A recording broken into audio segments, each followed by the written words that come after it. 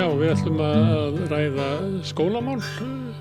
Það svona hluti af því sem maður hefði ætlað að yrði kosningamál, það kannski farið minna fyrir því. Skólamál svolítið í umræðu á landsmálunum. Gustar í kringum Ingu Sæland, menntamálaráðherra, sem vil gera ýmsar breytingar.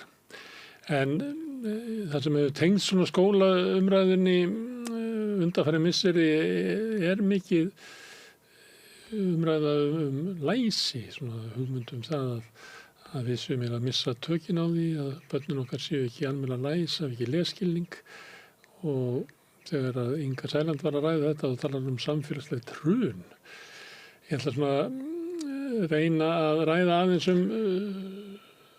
þessi atriði og fengið hingað mjög góðan gest, Sigríður Ólafsdóttir. En Ragnheiður Stefánsdóttir kemur hérna á eftir. Þú ert dósent á menntavísindasviði Háskóla Íslands og manna fróðust læsi og lestarkennslu? Allavega læsi og orðaforða. Já, ekki lestarkennslu? Ekki hvernig við náum orðaforða? Jú, en sko lestarkennsla sér, það að kenna lestur bókstafa. En mitt sérsvið meira málskilningur, lesskilningur, tjáningarfærni og ritunarfærni. En ég ætla bara að þakka fyrir, Smári, að ég skilti fá að koma hingað. Ég ætla bara að láta þið vita það. Ég einlægur aðdáandi samstöðurinnar. Gott að heyra það. Ég bara alveg hlusta og hlusta. Þakka þér miklu heldur. Herðu, en að ég nefndi hana Ragnheiði, að hún var að tala læsið og hún sé nú stærðfræðikennari. Og hún sagði að helsti vandi núna væri það að það sem við ættum að vera að kenna í skólanum væri orðaforði. Af því að það sem hefði breyst frá því var kannski fyrir 20 árum að krakkarnir koma núna í grunnskólan og skortur orðaforða. Kannski vegna þess að þau voru á leikskóla þar sem að stór hluti starfsfólksins var ekki með íslensku sem svona sitt móðumál og kannski með takmarkan orðaforða. Kannski út af bara erlinum sem að í lífinu okkar og að foreldrar gefi minni tíma til þess að tala linnulaust við börnin eða lesa fyrir þau. Að þetta væri átaki sem hún vildi sjá, að við myndum bara snúa okkur að því að kenna orðaforða. Mér líst mjög vel á þessa byrjun, sko. Aha. Orðin, þetta ekki bara einhvern þáttur tungumálsins, heldur það þekkingin og hugsunin, hún í orðunum.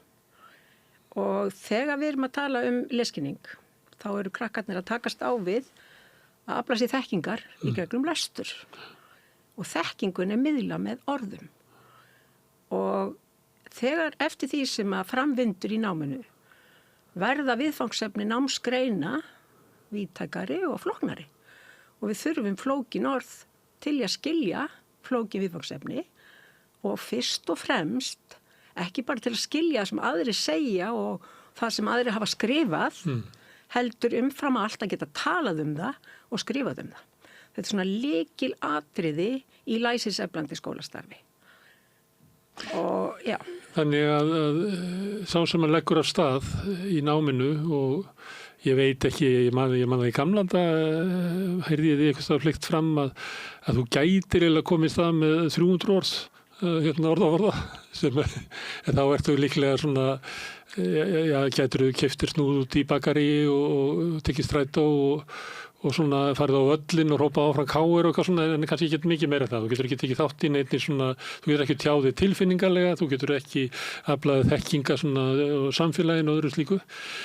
En til þess að vera kannski fullfæri í þessu þá þarftu að kunna nokkur þúsund orð. Heldur eða ertu að segja það að þetta sé kannski vandamálið að það sem þegar krakkarnir koma inn í skólan að þá þyrftu að eiga miklu fleiri orð, að tök á fleiri orðum til þess að geta bætt við sig. Ég býst við að sé þannig líka ef ég mæti með 200 orð í 7 ára bekk að þá kannski ekki mikla möguleikan á 80.000 orðum 16 ára. Það verður bara, ég verður alltaf á eftir. Þannig að hver ætti, þetta sem við ættum að vera að horfa á? Já, fyrst og fremst, þetta mitt sérsvið. Já. Og hverju erum við að tala orðaforða? Hvar byrjaði þetta? Þetta byrjaði 1975 þegar Katrín Snow varði doktorsrannsóknina sína. og fólk svona fussa og sveigaði við þessu viðfangsefni. Hún vildi skoða tungumálið sem börn fá hjá foreldrum sínum eða hjá fjölskyldum sínum. Og allir sögðu við tölum bara smábarnamál við börn, þau fá öll sama tungumálið. Nei, annað kom í ljós. Þannig að börn fengu, það var svoleiðis himinn og hafa á milli þess tungumál sem börnin fengu. Og orðaforðið þeirra, hann var algjörlega í samræmi við það, magntungum, þau fengu að setja upptökutæki inn í heimilin. Þannig að því fleiri orð sem börnin fengu í samskiptum, þeim stærri var orðaforðin. Og þarna við erum á Íslandi, erum við fyrst með börnin heima, þangað til foreldraorlofinu, fæðingarorlofinu lýkur, og þá fáum við þau inn í leikskólana. Og við erum með Evrópumet í löngum skóladegi lítilla leikskólabarna. Þar ábyrgðin, en þar líka gífurleg tækifæri. Og mér finnst gott að bera svolítið saman leikskóla sem heldur vel utan börnin, þeim líður vel og þau leika inn og úti, það lesna bækur fyrir hópin, það eitthvað rætt bækurnar. Og þetta víða og örugglega margt mjög gott. En leikskóli sem væri að nýta sér málþroskafræði, það að segja rannsóknir síðustu áratuga á því hvað það sem skiptir máli í námi í grunnskólanum og hvernig við getum byrjað að byggja upp strax frá fæðingu. Og leikskólakennarar og starfsfólk og leikskólastjórar sem hafa sett sig inn í þessar rannsóknir, þeir myndu í maí, mér finnst gott að taka bara maí núna, taka vorið fyrir. Breytinguna í náttúrunni, farfuglarnir, lauftré, bartré. Ef þú tekur þetta fyrir einn dag, svolítið orðaforði. En ef þú tekur vorið fyrir í leik úti og inni, lestri bóka, heimsókn í húsdýragarðin og kannski á sveitabæ í heilan mánuð, þá koma svo margfalt fleiri orð. Því að við erum að tala dýrin og náttúruna með orðum. Við erum að gefa krökkunum þekkingu á heiminum með orðunum. Þá veistu að kennarinn sé að tala brumið á greinunum og Akkurat. Sífellt og barnið hlusti. Barnið hlustar en rannsóknir sína að börnir læra mest þegar skiptast á að tala. Þegar barnið talar á móti þeim fullorðna. Það ekki messur. Gagnkvæm tjáskipti.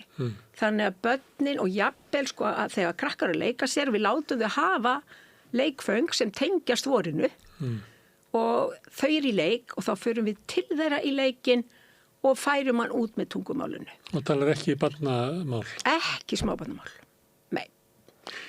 En þú þetta var, hvaðan þessi doktorsritgerð sem átt að nefna þetta frá 70? Catherine Snow, hún varði þessa ritgerð 1975. Þetta Bretland eða? Nei, Harvard háskóli í Bandaríkjunum.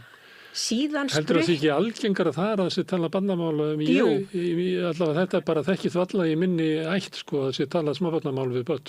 Nei, ekki heldur mér. Nei. En það er náttúrulega Bandaríkin og Ísland alveg tvert ólíkt. En við munum eftir svo munum við allavega mín kynslóð, við lásum bækur.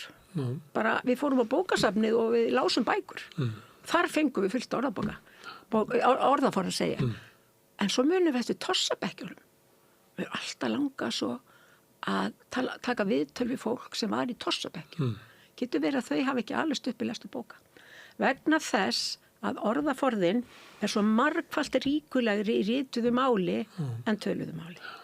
Og þegar við erum að tala við krakk og segja þeim frá bartrjám og lauftrjám og allt þessu, og ef við tölum bara við þau svona, þá svona takmörk fyrir því hvað við erum að nota mörg orð. En leið og við fyrir að grípa bækur eða horfa á menntandi efni og tala það, alltaf lykilatriði. Ekki bara horfa og hlusta, tala saman það, þá margfaldast orðaforðin. Og börn sem eru svo lánsöm að vera í slíkum leikskóla, þau koma miklu sterkari inn í grunnskóla. Og þá er þetta að tala þessi lesi fyrir börnina? Já, lesi og talað. Lesi og talað. Já, en þetta ekki tala að börnin sé að lesa? Já, nei, fyrst erum við að lesa fyrir þau í leikskólanum. Og það bara svo sorglegt. Það þessi matteusar áhrif og þau eru svo óbóðslega áberandi og ýkt í skólastarfi að ég hef haft meistaranema sem hafa fylgst með börnum í leikskóla og þá höfum við beint sjónum okkar að börnum sem ekki nota íslensku heima, sem sagt börn af erlendum uppruna í blönduðum hópi með börnum sem íslensku sem móðumál Og það var svolítið sláandi. Það héldu allir starfsmennirnir að börnin væri bara, nei, elst þetta eru börnin okkar, þau eru virk allan daginn, þau gera allt það sem þeim er sagt, þau sitja kyrr og prúð og leikin og úti, svo fóru þau að skoða börnin ánar. Og þau fengu sjokk. Það var bara akkurat það sem kom fram hjá starfsfólkinu. Við fengum sjokk. Við uppgötum það að þau sátu í lestarstundum, voru búin að venja sig á það að loka bara eyrunum. Þetta var allt og þungt tungumál og þau lærðu ekkert á lestarstundunum. Þau tók ekki þátt í samtölunum og eftir lestarstundunum og þá fór starfsfólki að spurja þau og þá hrukku þau í kút. Það var enginn spurtu áður. Og svo fór starfsfólki að gera átak og þá byggjum við, ég er mjög rannsóknarmiðuð, Smári, á rannsóknum sem sýna að svona tengsl, að starfsmaður fer til barnsins og mynda tengsl og tengslin verða best og mest í gegnum tungumálið. Og þau fóru að sinna börnunum svona, passa upp á að lesa fyrir lítinn hóp barna með sambærilega íslenskufærni. Þannig að þau myndu skilja og læra ný orð. Og þetta var eins og vökva blóm. Að vera með svona tossabekk. Tossabekk?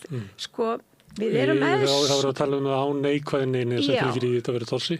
Að þeir sem að ekki hafa íslensku sem tungumál á sínu heimili, að það sé búið til lesefni fyrir þau, til að lesa og ræðum. Við eigum fullt að lesefni, þetta er bara smábarnabækur. Ræður leikskóla við þetta? Það er alltaf verið að tala um manneklu þar. Já, sko, það er mennta yfirvalda að sjá til þess. Þeir hafa hreyfiafl til framfara. Og þá er ég að tala um ráðherra, embættismenn í ráðuneytinu. Og þetta er þessi verkefni sem við verðum að gera núna. Þetta er bara, horfðu bara á samfélagi kringu þig. Verð í bónus. Sjáðu hvað er margt fólk af erlendum uppruna. Og yndislegu börnin, saklausu börnin. Við viljum að þau muni blómstra á Íslandi. Og það er engin hliðarleið af því að blómstra á Íslandi. Það er íslenska tungumálið.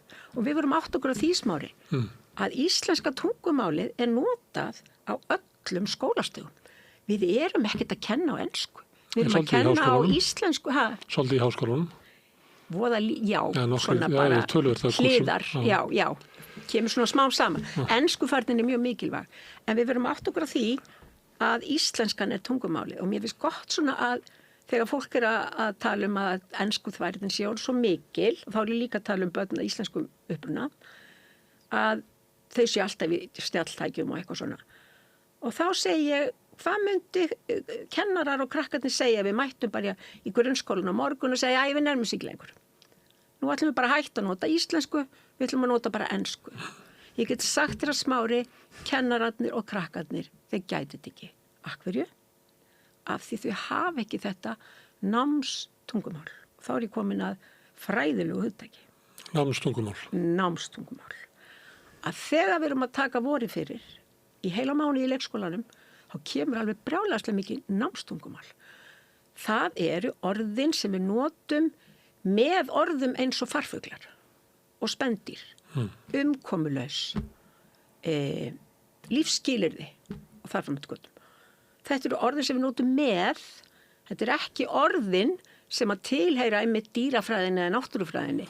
Þetta eru orð sem eru notuð í öllum námsgreinum grunnskólans. Þetta eru orð sem eru notuð í öllum námsgreinum framhaldsskólans og síðan öllum fræðasviðum háskólans. Við köllum þetta námsorðaforða af því að þetta eru orðin sem að gera okkur kleift að nota íslensku á öllum þessum skólastöðum. Við erum að nota íslensku þegar við erum að læra heimspeki, þegar við erum að læra náttúruvísindi og allt þetta í háskólanum. En ef við myndum skipta yfir í ensku þá höfum við ekki þessa sömu getu.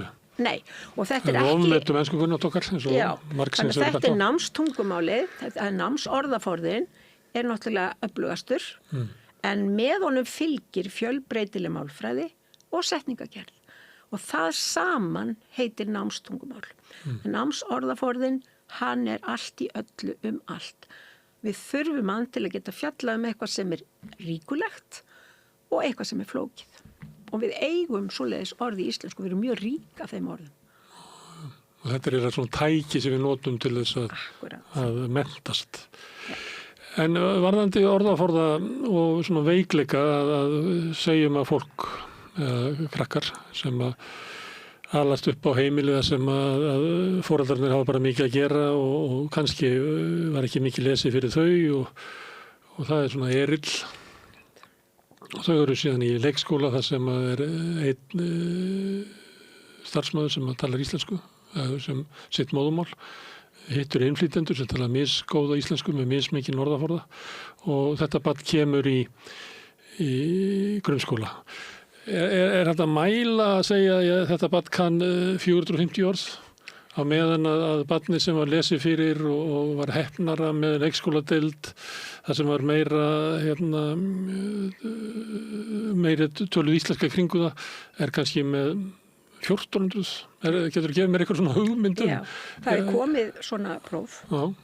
Lanis heiti, Jóhanna Telma Einarsdóttir stjórnast í rannsóknarverkefni sem lagt fyrir leikskólabörn í samvinnu við Miðstöð menntun og skólaþjónustu. Svo erum við búin að vera með í mörg ár, hljóm heitir það, sem að mæli hljóðkerfisvitund barna, veistu hvað það er? Það svona næmið þeirra fyrir hljóðum tungumálsins og það nauðsynlegt til þess að geti lært hljóðbókstafa og tengt hljóðin saman til þess að lesa Sísí sá sól. Er ekki hægt að kenna íslensku svona? Þarna kennum við ekki íslensku, við erum að kenna lestur. Lestur, ég er ekki hægt að kenna lestur út frá hljóðum? Nei. Þetta rétta aðferðin. Þetta aðferðin sem búið að margsanna að árangusríkust, þessi nákvæma hljóða aðferð í lestrarkennslu. Það átt að nota ykkur aðra aðferð, ekki? Lestrarkennsla, nákvæm hljóða aðferð í lestrarkennslu, Sísí sá sól, krakkar eru bara 6 ára, og þau þurfa að fara í gegnum þetta ferli. Þá ég ekki að tala um þetta sem við vorum að tala um áðan. Nei. Þetta verður að vera aðskilið í 1. bekk grunnskólans. Lestrarkennsla, 2 kennslustundir. Og síðan svona máleflandi skólastarf eins og í leikskólanum á sér kennslustundum. Ekki blanda þessu saman vegna þess að það eiginlega mest rannsakaðs við innan menntavísinda lestranám og lestrarkennsla. Og það búið að kortleggja börn. Það bara svona hátt hlutasbarna, 5-10%, læra að lesa og þú þarft ekki eins og að kenna það. Ég læra jafnvel á hvolfi þegar stóru systkin að læra að lesa. Já, ég yngstur þannig ég lærði að lesa mokkan á hvolfi. Já, þá þú einn af þessum 5-10%. Svo það 45% cirka pluss mínus sem læra að lesa en best með þessari hljóðaaðferð. Restin, helmingur af börnum, læra að lesa með þessari nákvæmu hljóðaaðferð og mikill í þjálfun. Þannig við eigum ekki að blanda saman þessu máleflandi ríkulega tungumál eins og í leikskólanu. Við höldum því áfram í 1. bekk og 2. bekk, en við þurfum að tilenga ákveðna kennslustundir í lestarkennsluna. Það ekki mitt sérsvið. Ég hef ekki helgað með því, en ég er búin að lesa svo mikið til það. Þannig að það mjög mikilvægt að halda áfram með þessa þemavinnu, svo vorið, haustið og allt það, að haldinni áfram 1. bekk grunnskólans en sér kennslustundir að kenna bókstafina og hljóð þeirra og æfa krakka í að tengja það saman. Og ef við förum eftir því, það búið að prófa þetta á Íslandi, aðferðir sem hafa verið prófað í öðrum löndum og það eru svakalega flotta niðurstöður. Að börn sem fengu svona nákvæma hljóðaðferð og það heitir paralestur, svona PALS heitir það. Það eru 2 og 2 sem æfa sig að lesa saman eftir ákveðnu prógrami. Og það þvílíkur munur, það var fylgt eftir á 1. ári grunnskólans og það var fylgt þeim eftir og krakkarnir sem fengu þessa kennslu náðu mun meiri framförum í lestri heldur en hinn. Og í hinum hópnum þá gerðist þetta með Matteusar áhrifin. Ríkir verða ríkari og fátækir fátækari. Að það var mælt hjá börnunum, þau komin í 1. bekk, hversu marga bókstafi, sem sagt hljóðbókstafa, þau kunnu. Og það eðlilegt, sumir voru ekki búin að læra nein og önnur voru búin að læra þau öll og byrja að lesa. Það svona breiddin sem kemur. Og það mjög eðlilegt. En það sem gerðist var, strax þetta 1. ár grunnskólans, þá sitja þessi börn eftir sem komi inn með enga þekkingu en hinn fór á fljúandi flug. Og það alveg eins með orðaforða. Skólinn svíkur þau börn þá? Ég sammála því, Smári. Ef kennslan miðuð við ykkur allan hóp? Það eru tækifæri í skólanum til að koma í veg fyrir að kynslóð eftir kynslóð sé í þessum lág þjóðfélagshópi. Það okkar að breyta þessu. Og alveg svo Það ættir að byrja í leikskóla? Það byrjar í leikskólanum, þetta gífurlega ábyrgð. Horfðu á öll þessi litlu börn. Hvað þau eru berskjölduð og hvað við berum mikla ábyrgð á að hafa þau í skóla 8-9 tíma á dag, 5 daga vikunar. En það líka gífurlega tækifæri fólkin í þessu. Og þetta okkar og það ábyrgð skólans, það miklu erfiðara að breyta foreldrum, þau bera með sér uppeldi frá fyrri kynslóðum. Það miklu erfiðara fyrir okkur að hafa áhrif þar. En áhrifin eru í skólastarfi. Enda ég á barnabörn og ég fer með þau í húsdýragarðinn og svo komum við heim og kannski finnum einhverja bækur dýrin eða eitthvað, tölum saman í kvöldmatarborði, gerum ekki meira með það. Það bara eðlilegt í fjölskyldulífi. En í leikskóla, þar markvisst nám að taka dýrin fyrir í langan tíma. Þá gerast undurinn. Þá verður tungumáli svo ríkulegt og börnin koma svo sterkinn í grunnskólan. Og það bara nákvæmt samhengi og það búið að rannsaka þetta svo mikið að það algjört samhengi á milli þess hversu ríkulegt tungumál börnin fengu í leikskólanum. Og hvernig hver orðaforðið þeirra 6 ára gömul þau byrja í grunnskólanum. En skipulagt íslenskunám í leikskólum? Á sumustöðum, já. Það byrjað, það heitir orðaheimur. Og það í gangi og það búið að fá styrki og það þarf að halda áfram með það. Það misjandi eftir leikskólum og það fyrir eftir hvort að leikskólakennararnir og leikskólastjórarnir hafi fengið þessa þekkingu í náminu eða í starfsþróun. Og það ekkit alltaf, af því það hefur verið ákveðin tregða að taka mið af þessum rannsóknum. Það var þessi trú að fyrir svona 30 árum og hún ennþá mjög lífseg á Íslandi að við eigum ekki að vera með svona tölfræðilega rannsóknir þegar við erum með börn. Heilbrigðiskerfi þarf að vera með tölfræði, tilraunir, prófa eitthvað lyf, prófa einhverja læknisaðferð. Það sama eigi ekki við börnin. Og það var mjög eðlilegt viðhorf fyrir 30-40 árum. En síðan þetta ekki leyfilegt lengur. Við getum ekki leyft okkur að líta fram. Þú vilt mæla alls konar? Þetta snýst allt börnin. Þetta snýst allt þeirra framtíð. Og við getum ekki litið frá því að það eru vísindalegar sannanir. Þetta próf sem ég sagði áðan, þetta hljóm sem búið að vera lagt fyrir í mörgars ár. Og það spáir fyrir niðurstöður og samræmdum prófum í 4., 7. og 10. bekk. Þannig að það á ekki að gera það. Við viljum ekki sjá það aftur. Vegna þess að við viljum bæta krökkum upp sem koma illa út á hljóm, 5 ára gömul, þá viljum við gefa þeim auka stuðning. Þannig að þetta sé ekki eitthvað svona spá, jæja, þú átt ekki séns, vinur minn. Þú ert svona lélegur sem prófi, þú átt ekki séns. Svona eru rannsóknirnar að sýna okkur á Íslandi aftur og aftur og aftur. Það eru núna 11 ár síðan ég kláraði mína doktorsrannsókn. Og hún var svo ótrúlega sterkar niðurstöður að bara því meiri orðaforða, íslenskan orðaforða sem krakkar höfðu í 4. bekk, 9 ára gömul. Bæði með íslensku sem heimatungumál og annað tungumál. Ég mældi orðaforðan þeirra þegar voru 9 ára gömul. Og svo fylgdi ég eftir í 5 ár.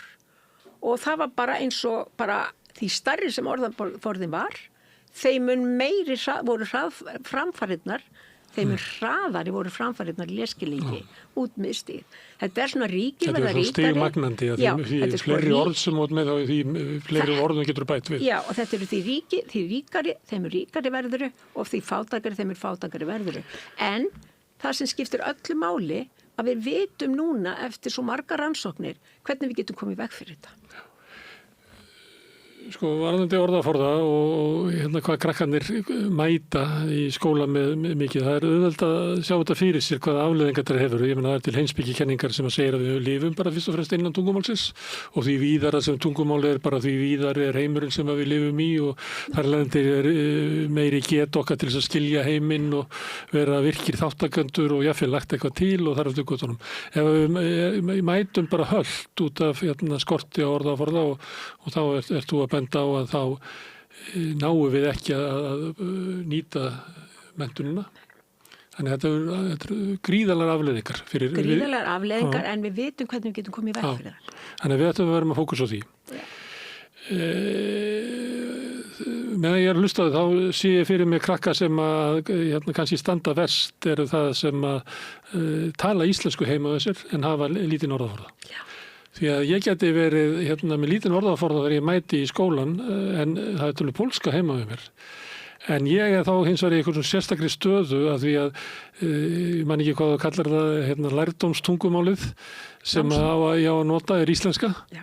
Á meðan að pólskan er mér eiginlega eðlislægari eða ekki náttúrulega eðlislægari og þar sem ég hef miklu fleiri orð en það er skil á milli það sem að menntun mín á að fara fram á íslensku á meðan að hæfni mín er kannski meiri á pólsku.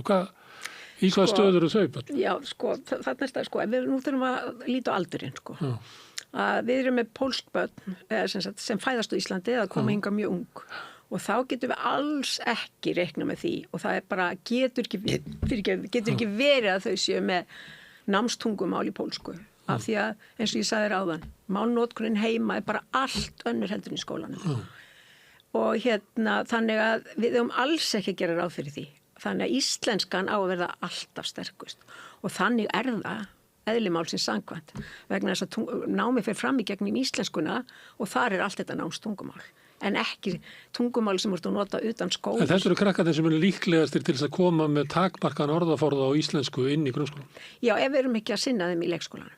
Það er ábyrgð leikskólans að við þurfum að passa upp á þau og við vitum hvernig við gerum það. Ok. Við vitum hvað við erum að gera, en því miður þá er það bara ekki hægt því að við getum ekki ráðið fólk sem að er gott í íslensku í að vinna á leikskólanum. Við erum bara heppin að geta ráðið einhvern og ég meina stundum bara kann fólk að alla nokkra íslensku. Það er svo mikið í húfi, þetta er svo mikilvægt að við verðum að setja pening í það. En peningarnir leysa það ekki, Jú, við erum að hækka launin, bæta aðstæður. Það bara þú meina tvöfaldarlaunin svo að fólk sækist eftir því að... Ég veit ekki alveg hvað þarf, en leikskólastarfið, kennarastarfi í leikskóla er svakalega gjöfult og ánægilegt og maður heyri bara hversu fólk er ánægt að vinna í leikskólum.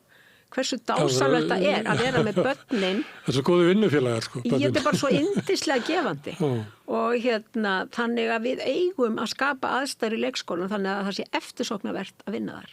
Og það er alveg eins og til dæmis í Finnlandi, við erum alltaf að bera okkur saman í Finnland, en Finnar búa við þann lúksus að kennarastarfið er eftirsóknarvert. Þannig að það vilja allir fara í kennarana og miklu fleiri heldur en fá eingöngu. Svo er sagt. Já, þannig að við þurfum að finna leiðir til að gera leikskólastarfið aðalega. En við erum ekki í þeirri stemmingu, við erum í stemmingunni í samfélagi núna að þeir sem eru menntaðir í skólafræðum, eins og þú, hafi eiginlega keyrt skólakerfið okkar út í skurð og það þurfi núna einhverja MBA stráka frá viðskiptaráði til þess að ná tökum á þessu og ná bílnum upp á veginn aftur til þess að verði ekki hér samfélagslega trun eins og menntamálaráðherra sagði. Þannig að það er ekki eins og við erum ekkit mörg sem eru með mína sérþekkingu og veistu akkur það er? Nei. Það hafi ekki fengið styrkir í þetta. Nei. Það var svo lífseg mýta að börn læri tungumáli svo ekkert sé. Það var svo lífseg mýta að börn læri að lesa eins og ekkert sé. Við vitum miklu betur í dag. Það er ekki þannig. Þau þurfa að fá tungumál til þess að læra tungumál. Þú veist betur. Ég veit betur, en við erum allt og fá. Við erum líka í samfélagi þar sem að segir, já, Sigrid, það getur vel verið að þú hefur komist á þessu í þínu rannsóknum. Mér finnst hins vegar að það er bara einhver skoðun einhvers manns, getur verið menntamálaráðherra, það getur verið bara einhver sem tekur þátt í umræðinni, sem er bara litið á sem jafngilt og þessar rannsóknir sem að þú ætla að vísa til. Já, það er algjörlega þetta sem er að gerast. Það eru skoðanir og hugsjónir og hugmyndir, en það sem þarf er samtal eins og þið eruð hér aðalsmerki fyrir. Það þarf samtal og við þurfum, það vantar svolítið sameiginlega sín og menntamál. Þess að verða viðbröð svolítið öfgakennd og pólariseruð. Eins og Inga Sæland segir að hún vilji koma með tölur í staðan fyrir bókstafi. Það verður allt vitlaust. Byrju, akkur verður allt vitlaust? Er eitthvað réttlæti í því að barn sem læri vel heima og fær 8,5 fái B alveg svo barn sem nefndi ekki að læra heima og fær 6,5? Sumir kennar að segja að það bara skiptir einhver máli. Það skiptir máli. Það skiptir máli. Þú sér það bara sjálfur ef þú ert að setja einhver markmið.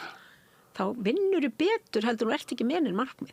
Að vinna frá 8,3 upp í 8,5. Það er bara opbóðslegu munur á 6,5 og 8,5. Ég sé það bara nefndum mínum að þeir sem fá á 6,5, þú lærið þér ekki þetta Jú, og það ég er bara það er- útskrifa þig, þið vantar þetta, það er ekki nóg gott. En þú getur fengið 8,5 eða 6,5 í prófi, það sem er verið að mæla eitthvað tiltekna þekkingu. En einkunin sem er á baku B, að það eiga að vera alls konar þættir aðrir sem að kennararnir eiga að meta.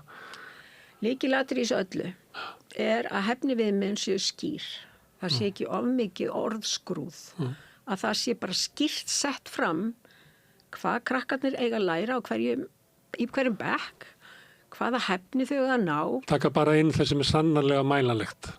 Sko nei, Ekki ef þú huglægt. ert með, nei, það er bara máli sko, ef þú ert með mjög sterk og greinilega hæfniviðmið, þá far kennarinn ákveðið svigrúm. Ef hann er með algjörlega skýrt hvað er ætlast til af honum og það er ákveðin próf til að mæla hversu það gengur og síðan er námsefni sem styður það líka, ég maður bara sjálf því að var að kenna. Hvað það gefur manni mikið svigrúm. Þú ert með allt hérna fyrir fram að þig og þá getur þú leyft þér eins og bara okkar, við erum núna búin að keyra kennsluefni í 6 vikur í haust sem byggir á gífurlegum rannsóknum þar sem við erum að kenna þennan náms orðaforða og kennararnir fengu í hendurnar gagnreynt kennsluefni og það er skiptist í 7 verkþætti og hver einasti verkþáttur er margbúið að sanna að skilar árangurinn. Þannig að, en þetta býður upp á svakalega skapandi vinnu fyrir kennaran. Hann er hérna með, hann veit hann er að gera rétt og hann getur síðan skapað skemmtilegar umræður, rökræður, kynningu fyrir foreldra, leikrit. Hann getur gert svo margt umfram það að þurfa að finna sjálfur upp hjólið. Finna sjálfur útbyttu, hvernig á ég að ná þessu hæfni við mig hér? Og hvenær á hann að hafa tíma fyrir það? Og þetta, það er svo ótrúlega tækifæri fólkin í því að gefa kennurum skýrt námsefni sem sannað hefur árangur sinn og þá er svigrúm fyrir svo margt annað. Þetta er mjög mikilvægt að við setjum fókusin á orðaforða í upphafi grunnskóla og hann fæst ekki nema að líku við að við þurfum að fá námskrá tungumálakennslu í leikskólum. Eitthvað svona leiðbeiningar sem að fólki þar getur fengið og í fyrstu er það að hafa þá sem kannski hafi ekki íslensku sem tungumál heima hjá sér að þau fá þetta og svo munum við læra það að það gagnast mjög vel 70% af krökkunum en svo þurfum við kannski ekki að auka fyrir 30% og smátt þá verðum við góðið í þessu. Þetta er svona vegferð sem við ættum að leggja af stað. En við erum ekki að leggja af stað í hana. Við erum búin að gera hæfniviðmið í íslensku sem öðru tungumáli fyrir leikskólabörn. Sem að þau eru mæld hæfnið? Nei, það er ekki mælt. Það er bara þetta lanís og þetta hljóm, ég veit ekki til þess að... En til hvers eru þá með... Já, segðu, við erum bara förumaldir alla leið. Vegna þess kannski við höfum ekki trú á þeirri leið sem þú vilt fara sem að byggir á svona sannreyndum aðferðum og rannsóknum og öðru slíku. Að skólamála yfirvöld eru kannski frekar á því að gera bara það sem að svara kalli tímans. Að á skoðanakonur sem að sýndi að krakkarnir vilja hafa þetta svona og akkur gerum það ekki. Ef þú heldur þá getur runni bara einhvern veginn og alls konar, þá verður árangurinn þannig. Það er, ég meina við breyttum framhaldsskólanum í 3 ár og það er engin rannsóknir að gera því hvernig það gekk upp. Nei. Sérstaklega þegar við erum að skila krakkunum ver frá okkur með hverju árinu eftir 10 ára grunnskólanum. En það er líka bara svo margir sem halda það krakka læra að lesa alveg sama hvernig.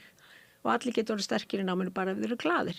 En þessar rannsóknir sína, ástæðan fyrir allir þessum rannsóknum er bara til að finna út hvað er það sem krakkar sem gengur vel í skólanum, hvað hafa þeir umfram hina sem gengur illa í skólanum.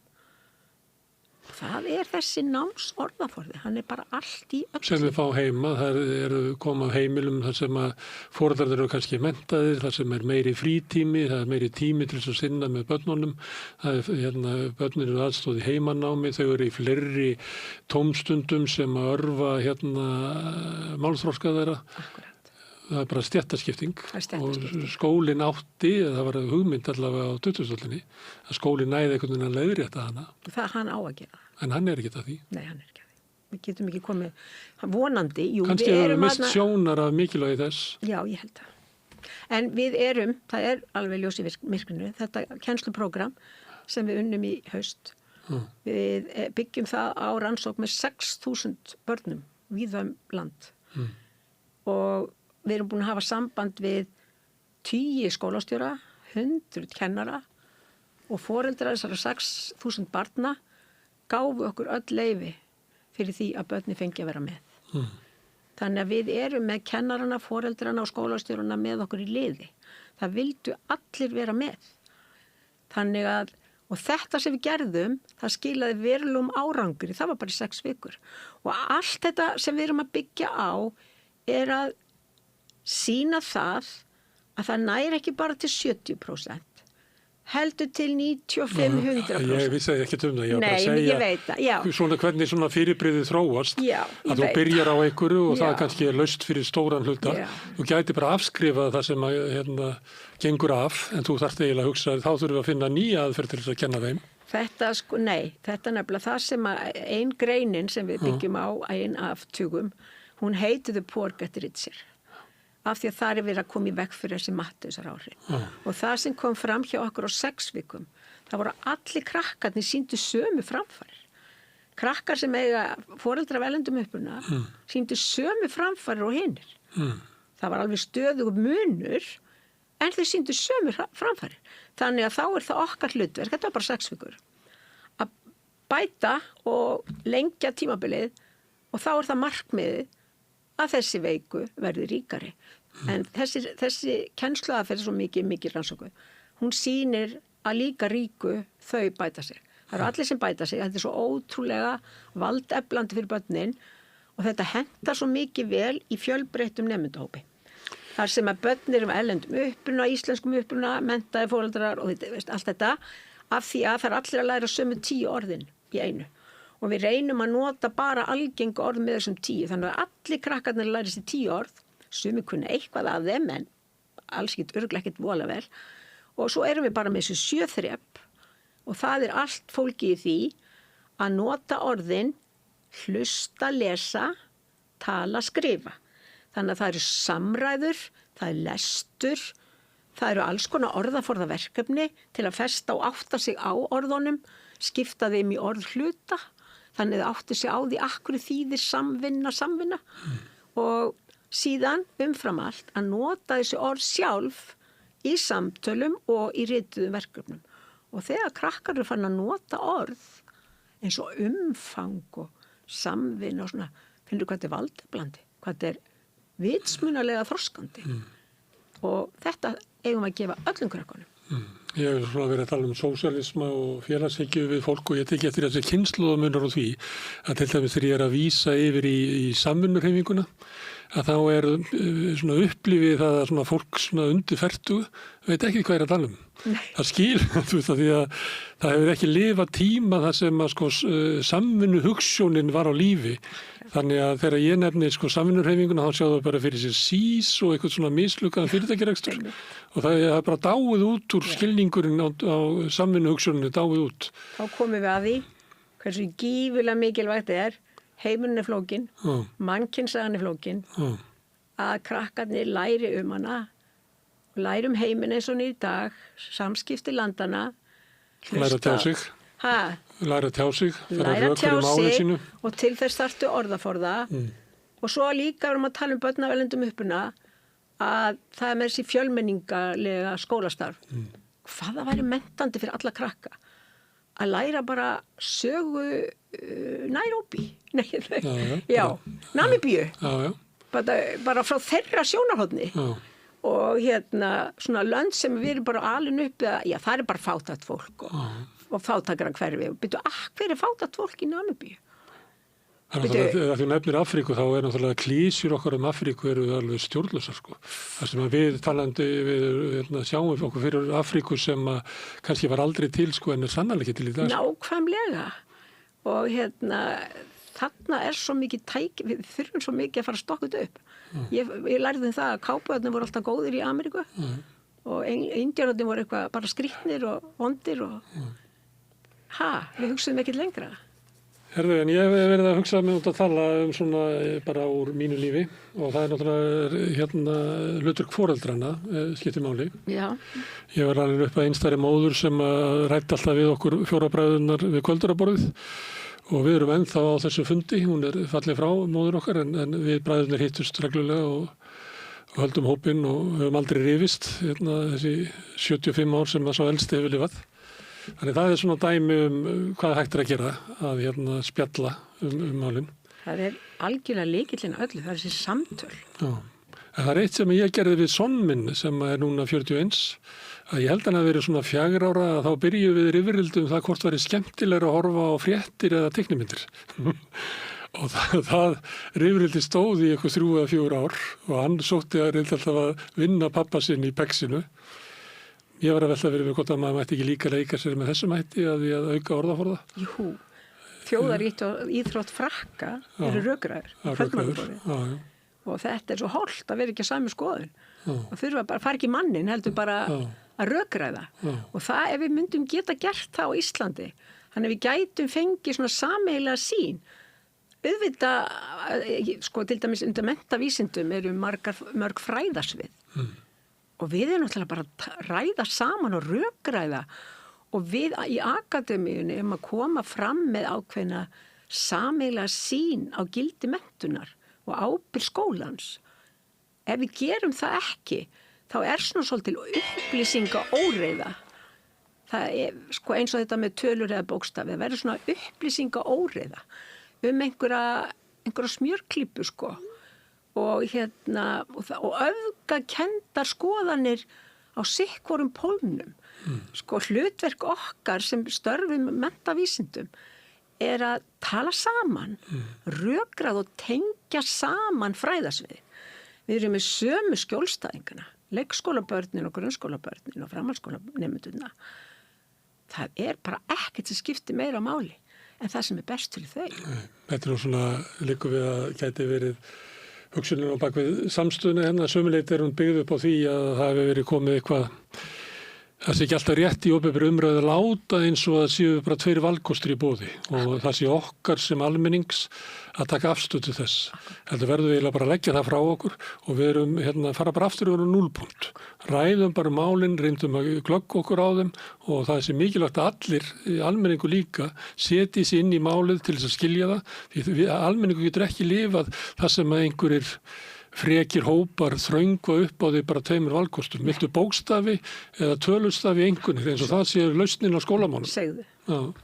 Þannig ég held að við séum í bara mikilvæg hættu yfir að hafa tapa samtalinu og líka bara trúna á samtalinu að það hafi gildi en að við séum að ræða hérna saman þó svo að það leiki ekki endilega fyrir samþykkt niðurstaða fundarins. Heldur og líka bara fyrir mig að átta mig á hlutunum og hugsa að ég gæti farið heim og hugsað, en ég auðvitað miklu fljótar að hugsa og komast að niðurstöðu í samtali við annað fólk. Nákvæmlega. En þetta finnst mér eiginlega vantar. Já, ég meint bara minna af þessu núna í dag heldur náður. Bara vantar algjörlega. Og ég veit ekki af hverju við töpum þessu. Ég veit ekki heldur, en hlutverk okkar, háskólahugsjónin. Ég starfsmaður háskólas, akademískur. Og mitt hlutverk að byggja á rannsóknum og miðla til samfélagsins. En ég bara með mitt fræðasvið og ég veit mín takmörk. Ég sérfræðingur í þessu, en svo eru önnur svið menntavísinda sem ég ekki sérfræðingur í og ég átta mig á því og ger ekki ráð fyrir því að ég sé sérfræðingur. Þá vil ég leggja mitt sérfræðisvið sama við hitt, ræða saman, rökræða á faglegum nótum og ná fram svona sameiginlegum skilaboðum. Og við þurfum að leiða umræðuna. Þannig að það sé ekki svona mikil upplýsingaóreiða. Einn segir þetta og hinn segir hitt. Og meira að segja samstarfsfólk í menntavísindum. Það segir alveg sitt hvað. Og þá erum við ekki með sömu markmið. Af því að það tók mér svolítið tíma að átta mig á því. Það voru ekki allir með markmið námsárangur. Ég bara, það tók mér alveg mörg ár. Hvernig getur þú leyft sér að vera að leggja áherslu á þetta? Þetta ekki til að krakkarnir gangi vel í skólanum. Og svo fattaði ég það. Það var ekki markmið. Vegna þess að þessi trú, það gengur öllum vel í skólanum. Við þurfum bara að passa upp á að hafa fjölbreytt skólastarf og allir séu glaðir og allir hafa eitthvað við, allir séu virkir og þeir metnir á sínu forsetum og það er rosalega hættulegt að segja alltaf að krakka sér svo ólíkir að þessi þarf svona og hinn þarf hitt. Þá ertu bara komin út í einhver algjöra þvælu, sko. Þá ferðu með viðmiðunina á stöðuna sem barnið er. Það vantar orðið hvatar að læra eða bæta sig eða hvað orðalag sem við notum á það. Það er þessi væntingar það að krakkarnir geti valið sér framhaldsskóla eftir því hvar áhugasvið þeirra liggur og við vitum að framhaldsskólarnir undirbúa krakka misvel fyrir hinn ýmsu fræðasvið háskólans. Þetta þurfum við að gera okkur grein fyrir og við þurfum að passa að allir krakkarnir hafi sömu möguleika. Krakkin sem vill vera tannlæknir, það á ekki, það er okkar hlutverk að foreldrar og heimilisaðstæður, við eigum að taka það út úr myndinni af því það er engin afsökun. Og við erum með skóla í Breiðholti, þar sem eru 90% barna sem ekki nota íslensku heima. Þetta ætti náttúrulega bara að banna. Og í leikskólanum í Breiðholti, þar eru kannski 1 barn eða 2 á deild sem eiga íslensku sem heimatungumál. En ég hef rætt við skólastjóran í Fellaskóla og fólk sem tengdist því og maður átt að segja alveg á að þetta er fólk sem stendur frammi fyrir vanda sem bara var áður óþekktur af því að það er ekki svo langt síðan að skólalóðin kendi íslensku en það bara er ekki lengur þegar eru allir byrjar að tala annað tungumál. Og sérstaklega eins og í leikskólanum þetta er svakalega flottir kennarar þarna, hvílíku metnaður og bara þau brenna fyrir starfinu í leikskólanum og líka í Fellaskóla. Þetta er svo flott fólk. En staðan er eiginlega óásættanleg, sérstaklega í leikskólanum. En þú sagðir að þetta banna þetta. Já, áttu við að við ættum bara jafnvel að vera að tala að keyra hluta börnunum bara niður í Fossvog og þetta í Garðabæ, það sem eru tildulega fáir innflytjendur. Veistu það eina sem skiptir máli er það sem er gott fyrir börnin. Þá kemur allt annað með. Ekki að börn tali 10-15 tungumál í einni leikskóladeild og það er eðli barna að leika bara sama þau sem eiga sama tungumáli. Það er bara eðlilegt, við myndum gera líka. Og svo er aumingja eitt íslenskir námsmenn í Kaupmannahöfn gera það. Já, og svo er eitt, heldur betur. Við erum upplifað sjálf. Það fara bara að kranna með íslendingum. Heldur betur, og við gerum það sjálf þegar við vorum í erlendum háskólum. En og svo kannski eitt barn sem enginn á það tungumál. Og þá er erfitt að komast inn í leik og þau eru óbóðslega flott starfsfólki og kennararnir að það búið að vera alveg sterkt verkefni að fá þau börn inn í leik og allir að tala saman í íslensku. Þetta er mjög erfitt. Þannig þú ert að segja að í staðið fyrir að við finnum upp aðferð að kenna íslensku í skóla þar sem 90% af börnunum tala ekki íslensku heima á sér, sem er kannski bara ómögulegt að finna þessa aðferð, að þá bara lögum við skólan, þannig að sé ekki meir en 40%. Við lögum skólana þannig að það sé alltaf það sem er best fyrir börnin. Þá er þetta þannig að keyra börn bara á milli og líka í leikskólanum. Ég held það. Þannig ég kem í völvukot eða hvað sem það heitir og sumi fara inn í völvukotun, aðri fara bara upp í rútu og keyra á einhvern annan leikskóla. Það liggur við erum svo lítið samfélag. En ég verð að segja þér, ég var svo heppin að ég fór með Lilju Alfreðsdóttur til Stokkólms á svona stórum hópi, fólks og menntamálunum, í janúar 2020. Og við heimsóttum skóla í Stokkólmi, svona dæmigert innflytjendahverfi, stóra blokkir, 90 eitthvað barnana í grunnskólanum af erlendum uppruna. Þeim tókst að gera kennsluna þannig að það ná allir eftir grunnskólan geta þau valið sér framhaldsnám. Þau eru öll komið með það er einkunnir, þá færni að þeim standur framhaldsskólanám til boða. 100% árangur. Hver er leiðin? Leiðin er að kennararnir þarna fá hærri laun. Þau ráða sérstaka starffræðikennara. Þau ráða kennara sem eru búin að sérhafa sig fyrir hverja námsgrein. Þannig að það er gæðakennsla í hverju einustu námsgrein. Og svo fá þau sérstaka sænsku kennslu og það er alveg skýr skilaboð Sænska er okkar tungumál. En er þetta ekki eitthvað tilraunarskóli? Þetta er ekki almennt svona í Svíþjóð? Þetta, ég veistu... Ég hef nefnilega heyrt að akkurat verið að lýsa því að sko einkavæðingin í skólakerfinu í Svíþjóð hafi leitt til þess að betri skólarnir eruðu betri eftir að þetta bara sama og gerðist í Bandaríkjum, svona inner city skólar og það sé eiginlega ástæða fyrir félagslegu vanda í Svíþjóð sé eiginlega fyrst og fremst afleiðing af breyting á skólakerfinu frekar heldur en eitthvað komið margir frá Sýrlandi. Það er hárrétt. Þetta er ekkit einfalt, þetta er ekki hvít og svart.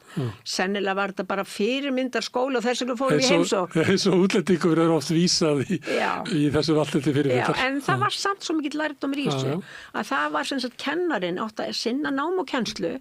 Hann átti ekki að sinna einhverjum erfiðum fjölskyldu aðstæðum eða sálrænum erfiðleika barna eða barna með miklar sérþarfir. Hann átti að einbeita sér að nám og kennslu. Og við þurfum svolítið að fara í það á Íslandi að kennarinn, hann á ekki að þurfa að vera sálfræðingur, geðlæknir og hann á að vera kennari fyrst og fremst og við þurfum bara að beina sjónum okkar að skólastarfinu, öll leikskólaárin og öll grunnskólaárin þannig að við gefum öllum krökkum tækifæri til að vera sterk í skólanum og þá eiga þau bjarta framtíð. Við vitum ekkert hvað framtíðin ber með sér. Hvaða störf, en við vitum það að störf sem reyna á tungumálið, störf sem reyna á þetta mannlega umfram gervigreindina. Þar er eftirsóknin. Við þurfum að manneskjan, tilfinningarnar, þetta eins og þú ert að lesa kvæði á ýmsum tungumáli, eða allavega þú ert að þýða stórkostleg kvæði, ég er svo fylgjar á Facebook. Hvílík hugsun á bakvið þessi kvæði. Heimurinn er svo flókin og það er tungumál sem túlkar heiminn. Tungumáli er allt í öllu, það er lykillinn að hugsun og miðlun hugsunar. Lifum innan þess. Og það er þar sem við þurfum að beina sjónum okkar og við ætlum ekki að fara að segja við krakka, já, þér gengur illa að lesa, gervigreind reddar þessu öllu. Það er mikill miskilningur. Fangilsin eru fulla fólki sem ekki lærða að lesa. Gervigreindi bjargar ekki. Bjargar ekki. Herðu, en að því að tala um að kennararnir einbæta þessari kennslu og svo séu svona einhver stuðningu til hliðar, þá er þetta ekki svo óvanaleg hugsun að þegar ég var í svona 11 og 12 ára bekk í Vogaskóla, þá voru 2 tannlæknastofur í skólanum. Já, og það var bara til stuðnings á því að þá var samfélagi ennþá að ganga í gegnum breytingar sem að fylgja breyttum matræði. Við nefndum Afríku áðan, það er að sama gerast þar að allt í einu er komin tannskemmdir í börnin og þetta gengur yfirleitt á svona 2-3 kynslóðum. En það var vandamál þá og þá brást skóli við með því hafa tannlækna. Ég minnir að hafa verið hjúkrunarfræðingur líka í... Já, það var. Já, það var. Þannig að í sjálfum sér er þetta ekkert óvanaleg hugsun innan íslenska grunnskólakerfisins. Nei. Pétur Martinsson sem er í framboði fyrir Samfylkinguna, hann var að segja það að hann hafi stamað mikið og verið með svona talmennafræðing þegar hann var. Ég meina, hann ekki svona 50 pluss. Þannig að þetta er búið að vera lengi, þessi stuðningur við tiltekna nemendur eða þá stuðningur til þess að mæta svona félagslegum aðstæðum eins og ég held að tannlæknarnir hafi verið, það hafi verið fyrst og fremst kannski svona efnameiri fjölskyldunar hafi átt efni á því að setja börnin til tannlæknis og kannski með athygli á því, en það var ekki þá og þá var brugðist við því og við erum að tala fyrir 50 árum. Já. Veistu það, þetta er svo ríkt þjóðfélag og það svíður að fara í Krónuna eða Bónus og sjá fólk sem er að taka ókeypis ávexti og svona fólk sem eru innflytjendur og hælisleitendur og það svíður svo sárt. Það er bara til fullt af peningu þessu þjóðfélagi. Við viljum ekki hafa fátækt fólk. Við viljum að það sé lífsgæði að búa á Íslandi. Það er engum greiði. Það skapar vandamál fyrir alla þjóðina að sinna ekki börnunum. Við getum haft hér stórkvöldlega samfélag. Við gæðum svo fá, við getum alveg breytt hlutunum. Sigríður Ólafsdóttir, takk fyrir að koma hingað. Ég heyri að við getum talað miklu lengur og kannski gerum við það seinna. Já, takk hella. En við ætlum að halda hérna áfram við rauðaborðið, við erum alltaf að skilja hana heim, samfélagið og okkur sjálf. Næsti kafli er eftir augnablik. Ég heiti Þórhildur Þorleifsdóttir. Á Samstöðinni er fjörug, opin, skemmtileg og gagnrýnin umræða allt milli himins og jarðar. Samstöðin á erindi inn á öll heimili. Alþýðufélagið er frábær hugmynd. Félagsgjöld í Alþýðufélagið eru krónur 2.750 á mánuði og renna óskipt til dagskrár og útsendinga samstöðvarinnar. Samstöðin.is